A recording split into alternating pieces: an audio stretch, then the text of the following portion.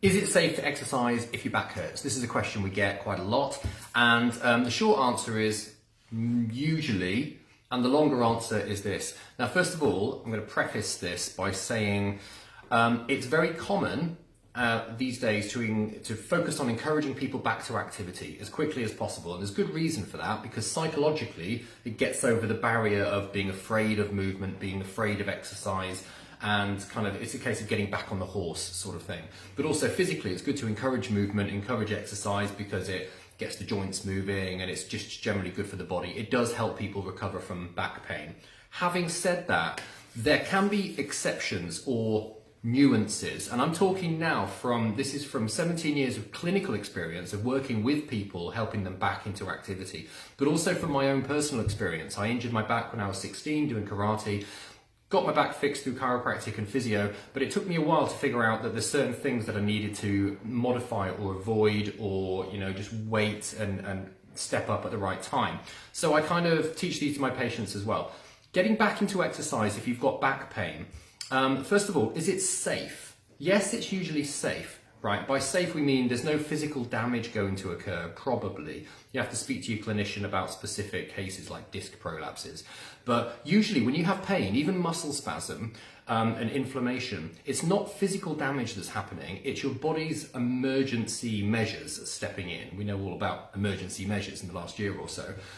The muscle spasm, the soreness, often is your brain's way of trying to protect the body from movements that it thinks might be potentially dangerous, might potentially cause damage. So it doesn't necessarily mean, in fact it usually doesn't mean, that there's actual physical damage going on. Which means if you do some exercise, you're unlikely to cause some damage, but you might increase the pain. You might challenge the body a bit too much, so that the body goes, oh, hang on, we don't feel safe here. Let's cause a bit more muscle spasm, a bit more pain and inflammation, just to kind of really curb this activity. That's only if you do too much. If you keep it really gentle and you stick to familiar exercises, that's why I always say to people, well, if your back's really bad and you're really keen on getting out on the bike, or even jogging, or even doing Zumba or whatever it is, because you love it and it's good for your mental health and you're used to doing it, your body's used to doing it, then go ahead, but just go up 50%. Don't go at full steam. Do familiar movements, familiar exercises, but go at 50% and don't treat it like a training event. You're not trying to challenge yourself. You're not trying to get fitter and stronger during this exercise. You're just reminding the body how it can move. You're oiling up the joints, you're getting the blood flowing in the tissues. So keep it at about 40-50%. It's like a reminder movement rather than an actual training exercise. So don't go crazy, stick to familiar things, familiar movements that you're used to. Ones that are good, swimming's great for the back. If your back's bad and you're having problems with weight-bearing exercises like walking, for example, is uncomfortable, then swimming's great.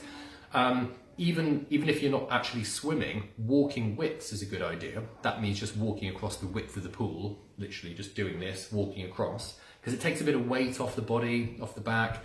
It gets all the different muscles working. You can go at your own pace. You can add a bit of resistance just by going a bit quicker, and you can grade that yourself. So that's often very helpful if you can just get in the pool and walk from one side to the other. And the last thing I'd say is don't push it, and don't really go full steam at any exercise until the muscles are working properly. What do I mean by that? So when you come in to see us, we'll test the muscles by, for example, you lie face down on the bench, you lift your leg up, and we'll say, push your leg up into my hand as hard as you can. You should be able to do that against resistance and hold it there, and it should feel very strong. Now, it doesn't matter how old you are, by the way, this movement should be a pretty strong movement. Now, if you can't do that, or if it's weaker on one side, then you shouldn't go exercising heavily, because you're just going to injure yourself or hurt yourself. So wait until those muscles are working properly. We do that through the chiropractic adjustments that we do. We get the muscles working properly again.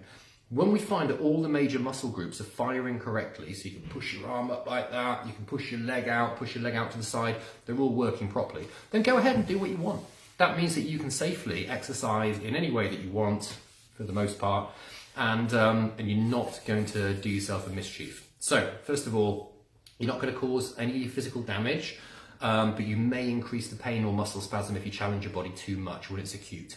Secondly, stick to familiar exercises and just go at 50%, don't force it. And thirdly, wait until the muscles are firing correctly. And if you're not sure if they are, then ask your chiropractor and they'll test it for you.